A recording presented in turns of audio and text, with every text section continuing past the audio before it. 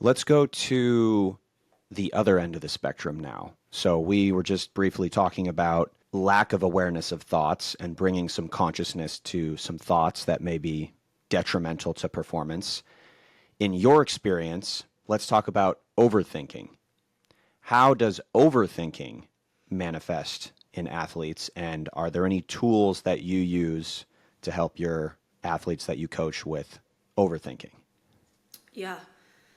Overthinking is kind of tricky for some athletes to understand because they say, well, my coach wants me to think about the next play or something like that.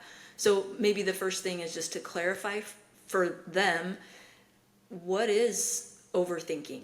And it's usually related to worrying excessively about what others are thinking, or kind of berating themselves so much about a mistake that they're just, processing that and spiraling over and over again.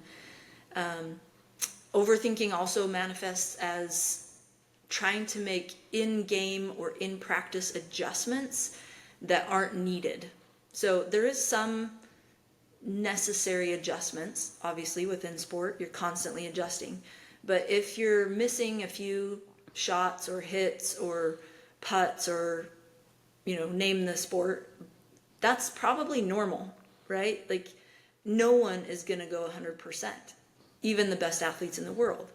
And so helping them to recognize where that line is for them. If they're starting to like tweak things in their shot, then I'm wondering like, whoa, is that something that's warranted? And it could be manifesting just overthinking.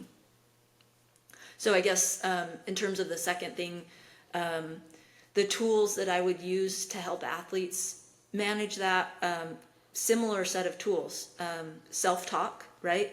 Catching themselves saying, that that's not a helpful process right now. So let's stop that. So kind of some thought stopping techniques. Another one that I've used that's helpful is kind of parking your thoughts, or putting it up on the shelf, right? Like, I can think about that later. I can analyze that later, but right now it's not helping my performance. Yeah, that's actually one of my favorite techniques that I use personally and that I coach with my athletes as well.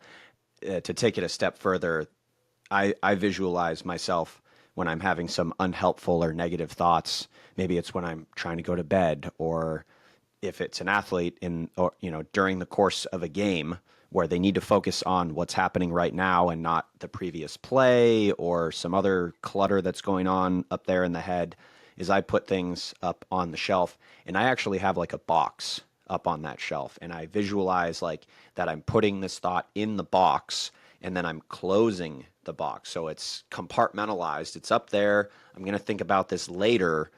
And then I've personally developed this technique to the point that it's pretty effective at preventing me from thinking about whatever that thing is. And I think it's important to note that a lot of these techniques and strategies that you and I are discussing today are not going to happen overnight. Yeah. Just like a physical skill is not something that can be developed overnight. For example, if you didn't know how to hit a golf ball, if somebody's never golfed before and I brought them out to a driving range and I said, okay, I want you to hit this golf ball, you might be able to hit the ball. Maybe you won't even be able to hit the ball, to be quite frank, let alone hit it straight or with the correct loft or with any sort of consistency. Yeah. But with practice, consistent practice of the correct technique, you will develop the physical skill to hit the golf ball correctly. And the same is true with mental performance techniques. They require awareness and practice consistently over the course of a period of time in order to be effective. And they are absolutely effective, but they just need to be given a chance to develop and bloom and be implemented. Yeah, well said. I would agree 100%. I'm glad you made that point, that the skills are, it's not like a magic pill. And I find that's a huge myth, that, I'll have a coach reach out to me and be like, hey, we've got a big game coming up.